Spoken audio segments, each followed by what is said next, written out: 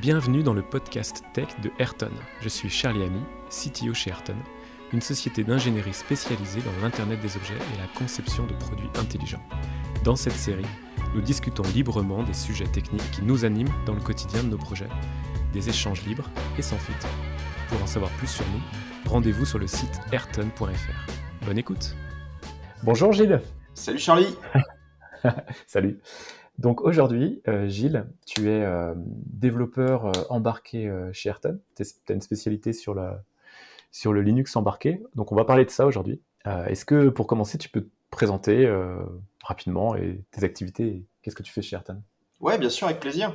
Donc moi, je travaille depuis une quinzaine d'années maintenant sur des sujets effectivement Linux embarqués dans divers domaines qui vont du télécom à la robotique en passant par le ferroviaire. J'ai longtemps côtoyé Linux puisque je travaille dessus depuis 2001 et mes premières expériences en Linux embarqué dans le monde professionnel datent de 2008. Donc j'ai pu croiser toutes les distributions Linux et notamment celles dédiées à l'embarqué comme Yocto ou Builroot.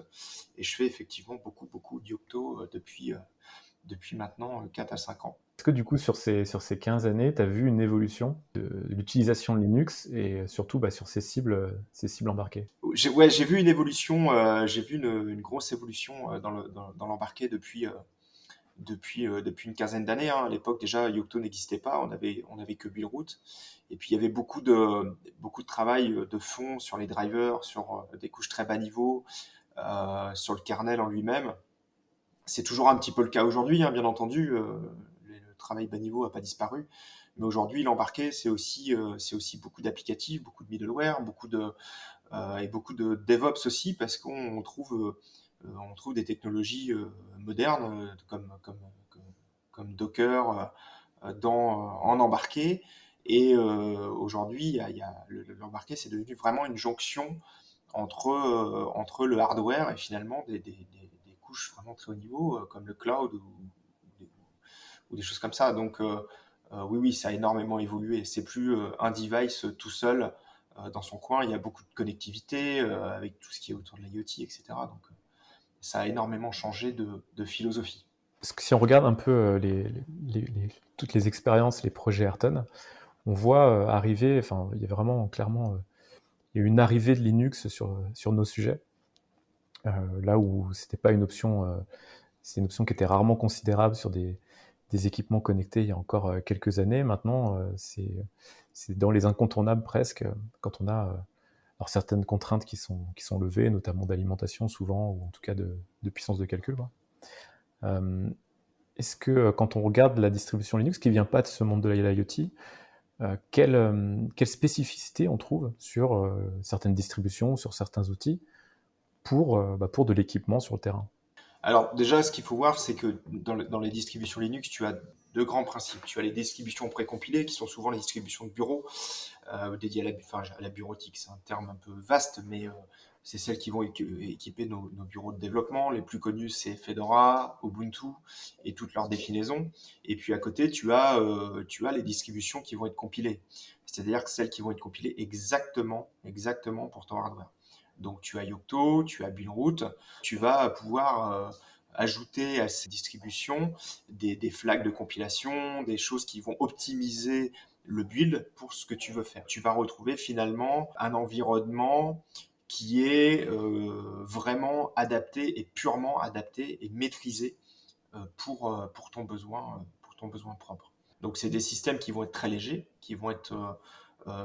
très efficaces, avec une surface d'attaque très faible, euh, donc qui deviennent intéressants dans le cadre de l'IoT ou ce genre de contexte très contraint. Et puis associé à ça, tu as des distributions comme Yocto qui vont permettre de faire beaucoup de déclinaisons de produits en fait, alors, en variant ce qu'on appelle les machines, ce qui sont les descriptions hardware de là où tu vas installer ton Linux. Tu vas aussi avoir une variation dans les distributions. Et tout ça peut se croiser, se réutiliser en fonction des différentes déclinaisons de produits ou projets que tu vas avoir. Donc on a la possibilité de pouvoir faire des choses vraiment très ciblées et très orientées métier. Pour donner un ordre de grandeur pour des personnes qui auraient un projet IoT à lancer, quel investissement, quel temps ça représente de se préoccuper de cette couche-là plutôt que de partir sur une distribution toute faite, voire même qui est déjà présente sur un matériel sur étagère? Alors, le coût est pas forcément énorme et il sera forcément rentabilisé. Parce que un système déjà précompilé, c'est un système qu'on ne maîtrise pas, sur lequel on n'a pas la connaissance. C'est pas nous qui l'avons, c'est ceux qui le font et qui nous le fournissent qui l'ont. Et on est en constante adaptation et on subit en fait les changements sur ces systèmes. L'intérêt de faire un système comme Yocto, forcément, ça représente Yocto ou même Buildroot, ça représente forcément un step technique. Il faut l'appréhender.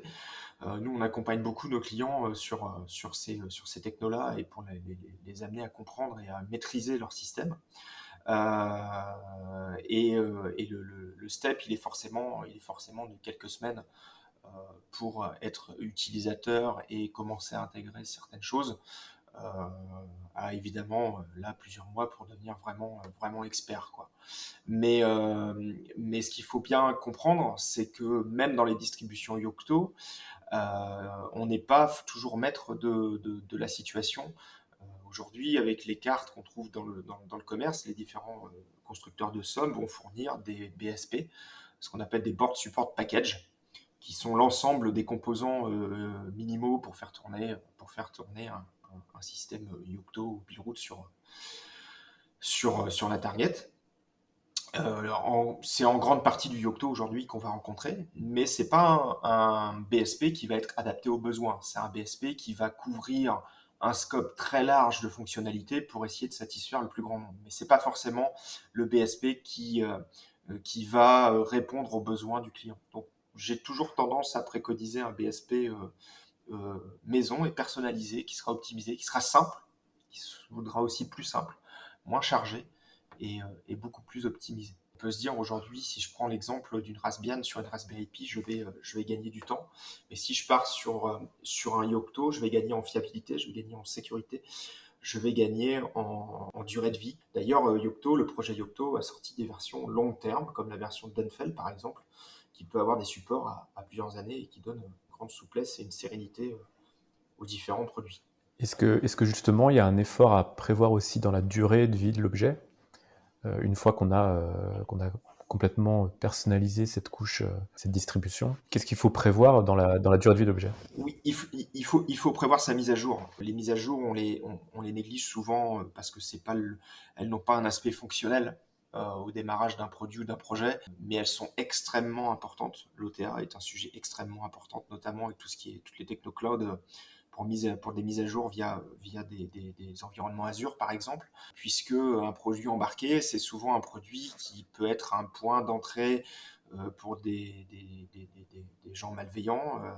Donc il faut que les failles puissent être comblées et que le device soit au maximum sécurisé. Le risque zéro n'existe jamais, mais au maximum sécurisé. Pour ça, il faut pouvoir le mettre à jour. Donc ça, c'est un sujet extrêmement important et qui doit être traité dès le départ.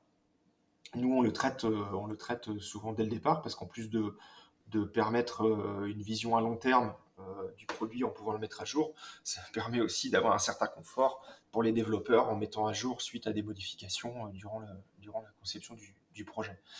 Donc ça, c'est très important. Et après, effectivement, une fois qu'on a assuré ça, la durée de vie peut être extrêmement longue, puisque les versions long terme sont faites justement pour pas avoir de changement de fonctionnalité, pour rester assez figées, mais elles vont comporter surtout des mises à jour de sécurité sur les différentes versions.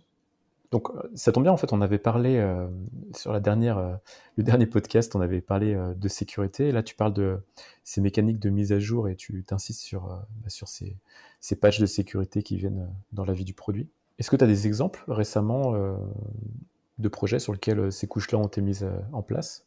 Comment ça se passe, voilà, la mise à jour de ces gateways? Typiquement, c'est des gateways souvent. Euh, à distance, à quoi ça ressemble? Qu'est-ce qu'on peut attendre comme réactivité, ce genre de mécanique? Quel outillage intéressant t'as pu voir? Alors la réactivité, elle est souvent liée à la taille de ce qu'on appelle le route-FS, hein, et puis la qualité de la transmission réseau des mises à jour. Après, ce qu'il faut savoir, c'est qu'il existe plein de mécanismes pour faire je dirais des mises à jour incrémentales ou différentielles en fait, pour faire des différences de binaires sur des images à jour. Après, ces mises à jour sont généralement chiffrées. Donc ça permet de protéger, et puis les clés peuvent être protégées sur les targets euh, pour justement éviter les malveillances. Après, ce qu'il faut savoir, c'est que en fait, quand on a un système Yocto, c'est le système Yocto qui va générer en sortie les fichiers de mise à jour. On va les populer à différents endroits, selon si on a un cloud ou pas un cloud, les pusher directement sur la target. Si c'est le cas, on s'adapte énormément là-dessus. On peut faire aussi des mises à jour par clé USB. Il y a plein de façons de mettre à jour. Et très souvent, on va fonctionner avec un système, ce qu'on appelle en double banque, c'est-à-dire qu'on aura une banque A et une banque B, c'est-à-dire une partition A, une partition B. On démarre le système sur la partition A, on met à jour la partition B, on reboot sur la partition B qui a été mise à jour. Tout ça, ça fonctionne si on met les mécanismes dans la chaîne qui permettent de se prémunir d'une défaillance d'une mise à jour installée, soit pour un problème d'écriture, soit pour un problème tout simplement dans la mise à jour. On ne sait jamais ce qui peut arriver, le risque zéro n'existe pas, il faut en avoir conscience, donc il faut mettre des garde-fous. Et donc on va utiliser par exemple des mécanismes hardware comme le watchdog. Donc on va redémarrer sur cette fameuse partition B qu'on vient de mettre à jour, mais si ça ne reboot pas, au bout d'un certain temps, la carte va revenir sur cette partition A, et on aura la garantie d'avoir un système qui n'est jamais briqué en fait. Donc, et qui va toujours démarrer. Sauf évidemment si la target prend la foudre, où là on peut pas toujours se prémunir de tout, mais globalement on se retrouve dans des situations où finalement le risque d'avoir un device dans des conditions très difficiles d'accès, hein, il y a des produits qui sont très difficiles d'accès, et bien d'avoir toujours un device qui boot et qu'on peut réinstaller. L'autre solution, c'est d'avoir effectivement plutôt un rootfs standard et puis une petite partition fail-safe qui fait que si jamais on ne boot pas pour les mêmes raisons évoquées, les mêmes raisons que celles que j'ai évoquées précédemment, et bien on arrive à avoir un petit bout de code qui permet de relancer la machine, de refaire une réinstallation et une nouvelle mise à jour qui vont permettre de redémarrer. Donc vraiment l'important, c'est d'avoir un système, c'est pas d'avoir simplement un système de mise à jour fiable, c'est d'avoir un système qui est fail-safe, qui est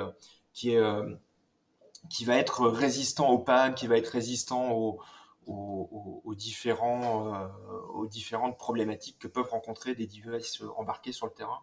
Parce qu'on sait que les cartes et les produits peuvent être soumis à rude épreuve selon les domaines et les milieux dans lesquels ils sont utilisés. Pardon. Je pense à la robotique, au ferroviaire, au milieu automobile, etc. C'est des milieux qui peuvent être assez rudes.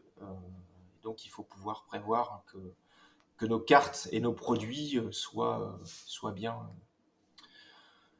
protégés, au sens software également. Tu as mentionné la robotique et d'autres cas d'application spécifiques. On a entendu parler on entend parler sur ces cas-là parfois d'OS spécifiques. On a dans le transport aussi parfois des contraintes de temps réel, des choses comme ça, qui font que on n'est plus sur des kernels vraiment standards, on est sur des choses un peu spécifiques. Quelle place prend Linux par rapport à ce type d'approche-là? Est-ce qu'on arrive à avoir, est-ce que Linux offre une réponse qui est vraiment qu'on arrive à adapter à tous ces contextes, ou est-ce qu'il existe malgré tout des cas où il faut partir sur d'autres choses plus spécialisées? Alors c'est toujours une grande question. Est-ce qu'on part sur un Linux seul pour un projet qui a besoin de contraintes temps réel? Est-ce qu'on prend un microcontrôleur associé qui va s'occuper des tâches temps réel, et finalement le Linux va être un petit peu simplement le chef d'orchestre de tout ça, sans contrainte vraiment temps réel, mais plus fonctionnel? C'est quoi être temps réel? Parce qu'on dit toujours temps réel à un besoin. Peut-être qu'un système standard Linux peut tout à fait répondre aux besoins. Aujourd'hui, dans le temps réel, sous Linux, il y a deux grands projets. Il y a le patch PreemptRT qui, depuis la version 5.4 du kernel, ne va plus être un projet à part, mais sera un projet du kernel mainline, donc du kernel Linux officiel. Et puis, il y avait le projet Xenomai, qui lui était plus un projet de co-noyau. C'est-à-dire qu'on avait un noyau qui gérait toutes les tâches temps réel, et tout ce qui n'était pas temps réel, c'est-à-dire les autres tâches Linux classiques, était donné au noyau Linux qui lui avait une priorité plus faible. Donc aujourd'hui, c'est quand même PreemptRT qu'on retrouve très régulièrement, même s'il a quelques performances moins bonnes. Euh, Xenomai est quand même un petit peu en déclin, pas par la qualité de son code ou de ses ou de ses capacités ou, ou des résultats qu'il donne, hein. C'est même très bon. Mais voilà, c'est une grosse maintenance, hein, de faire des patchs, de faire des patchs pour faire un co-noyau. Et donc souvent, Preempt RT répond très souvent aux besoins et peut être utilisé. Alors après, comment ça s'applique? Eh bien, ça s'applique sous forme de patch pour l'instant encore au kernel Linux, hein. Les patchs, c'est ce qu'on appelle les fameux patchs Preempt RT, qui vont rendre le kernel full préempt. Mais ces patchs-là vont surtout s'appliquer sur des kernels qu'on appelle mainline, c'est-à-dire les kernels open source, les kernels maintenus par la communauté. A contrario, ces patchs-là sont difficilement applicables s'ils ne sont pas adaptés par le constructeur sur des kernels propriétaires. Ce qu'on appelle que kernels propriétaires, ce sont des kernels qui vont contenir des drivers fournis par le constructeur, mais qui n'ont pas encore été revus ou par la communauté pour être intégrés au kernel Linux. Donc ce qui se passe, c'est que on peut avoir des patchs RT qui sont importants à utiliser sur une version récente de kernel, mais le kernel constructeur est un petit peu en retard par rapport à ça, et donc on ne peut pas forcément l'utiliser. Donc souvent, j'ai toujours tendance à conseiller un kernel mainline, sauf spécificité liée à un kernel constructeur. Ça permet d'être aussi un petit peu transverse sur les projets, de réutiliser un même kernel sur plusieurs projets et de capitaliser le savoir sur ces kernels-là et pas sur des kernels propriétaires qui vont finalement avoir une application très spécifique. Donc, temps réel ou pas temps réel, c'est une excellente question et ça dépend un petit peu des projets, de la redondance, des certifications. Alors, je ne suis pas complètement versé dans ces domaines-là, mais euh, voilà, on peut se retrouver dans des cas où un Linux ne va pas être un OS certifiable. Donc, par exemple, on va utiliser un microcontrôleur avec une stack figée qui a un micro OS certifié, ou du moins certifiable, et qui va permettre de répondre aux exigences de certification, notamment dans des produits dans du transport ferroviaire, du médical ou des choses comme ça. Une question un peu générale, du coup, bon, toi tu baignes dedans depuis plus d'une quinzaine d'années, donc c'est un écosystème qui est ultra riche. On voit, en plus avec l'effet communautaire open source, il y a plein de projets annexes qui se créent autour, il y a beaucoup de choses qui se passent en parallèle. Euh, Est-ce que toi, tu aurais des conseils pour des personnes qui sont plus débutantes sur ces sujets-là, de comment faire sa veille, comment monter en compétences, ou apprendre? Est-ce que tu as quelques conseils là-dessus, ou une manière de procéder? Ouais, faut pas avoir peur. Il faut vraiment pas avoir peur. C'est en forgeant qu'on devient forgeron, c'est bien connu. Faut vraiment avoir conscience que c'est même très déroutant, hein. Même pour des expérimentés. À l'époque, moi, je faisais beaucoup de build quand je suis passé sur Yocto, j'étais complètement perdu, hein. C'était très déroutant. Ça a réinventé pas mal de choses au niveau de l'intégration et du Linux embarqué. Donc, il faut pas avoir peur. Il faut prendre son temps.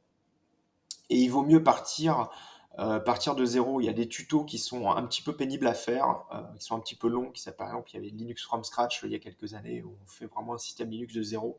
Mais ça, c'est une expérience à faire une fois et ça permet de comprendre comment est constitué un système Linux embarqué. On peut pas faire un bon système Linux embarqué, qu'il soit Yocto, Bullroot ou quoi que ce soit d'autre, si on ne comprend pas le fonctionnement profond de ce type de système. Aujourd'hui, il y a pléthore de cours sur Internet, il y a beaucoup de contenus riches qui permettent de comprendre ça.